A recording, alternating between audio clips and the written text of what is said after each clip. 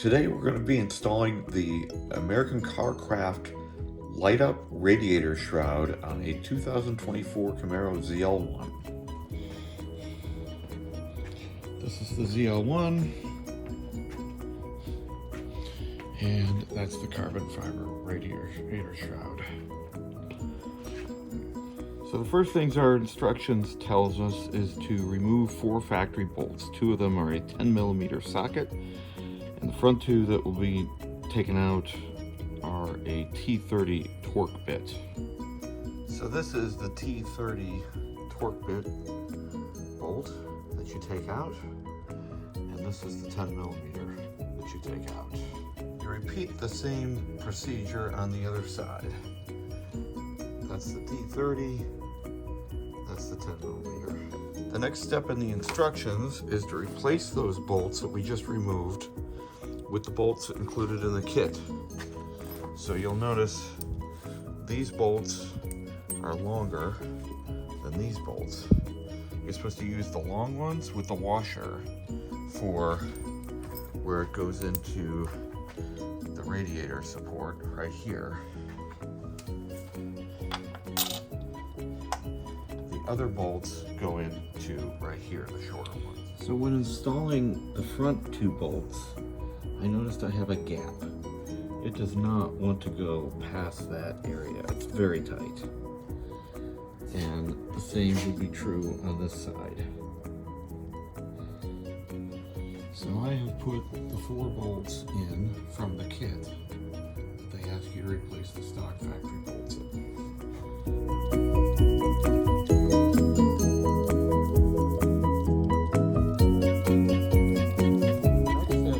You to do is remove factory connector and zip tie to the lower coolant line running right below the connector.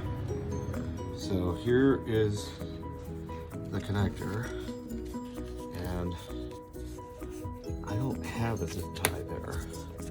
I'm going to remove this, make things easier.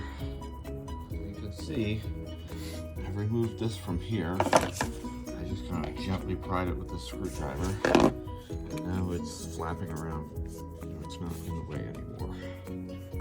So now what you're trying to do is line up this panel with the holes where the screws that you just installed are. You'll notice mine's a little scratched up because I put mine in once already and it didn't fit, so I'm trying to refit it. And you shouldn't take this plastic off until you're ready. But I had already tried once and it didn't fit in, so we're trying it again. So a tool that I use quite a bit is this one. This one is to line up the hole in the panel with the hole in the screw. So it'll make the screw go in a lot easier when you put the screw in. Okay, so before you do too much more, put in your unit, install it, and make sure that your hood closes. The first time I put this in, the screws weren't in far enough and the hood didn't close. Now it's closing. So before you put these caps on the screws, what I recommend is test fit. Now, the next thing is we're gonna take the wires, and I've already done this on the one. I stripped it and put this connector on that I got from Amazon that goes into your fuses. So this is the red wire, this is the hot, this is the black wire, this would be negative. The negative is going to go to your negative terminal here, and the hot is going to go inside your fuse box. So to take the fuse box off, we just press this tab in, press this tab in. Now I get access to the fuse box. So this underneath the lid is actually a map to what fuses are where. Okay, so now we are almost done. Went in the fuse box on the ZL1, and this fuse right here is the horn. And I thought that would be a good one to use, but it didn't work.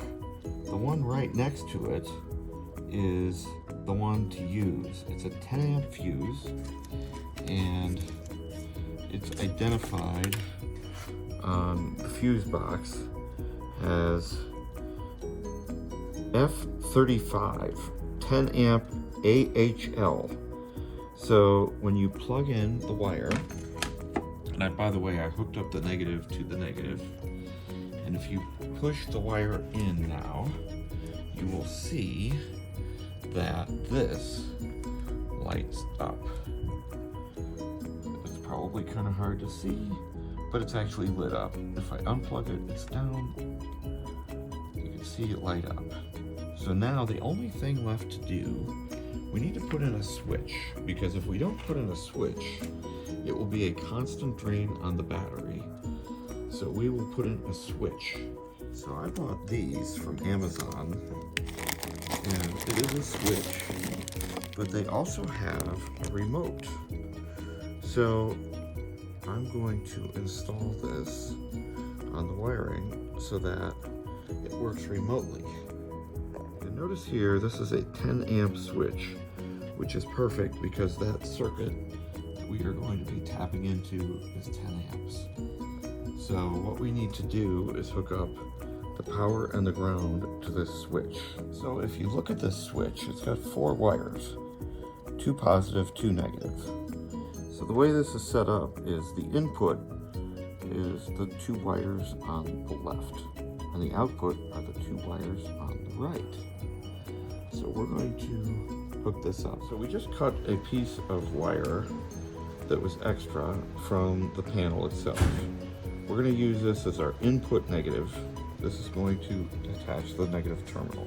So now we've installed our switch, and we have the input coming from the fuse box and from the negative terminal. The positive is going to the panel. We have this remote switch, and now when we press the A button, it lights up. Turns off, lights up, turns off, lights up. Now we just have to finish putting this together. Okay, so we've got the fuse box all back together. It's wired into our switch. Now we need to take this pad that they gave us in the kit, wipe this down, and then we're going to install this plate. It goes right here. It's right there. Remove the adhesive. Set this down for a minute. Now we've got it installed, and we're almost done. We just have to put these caps on. The screws are. Okay, so now we've got it done. The caps are on. Everything's back together, and the switch that I put in, you can actually turn it on manually like this, or it's a remote. It's all set.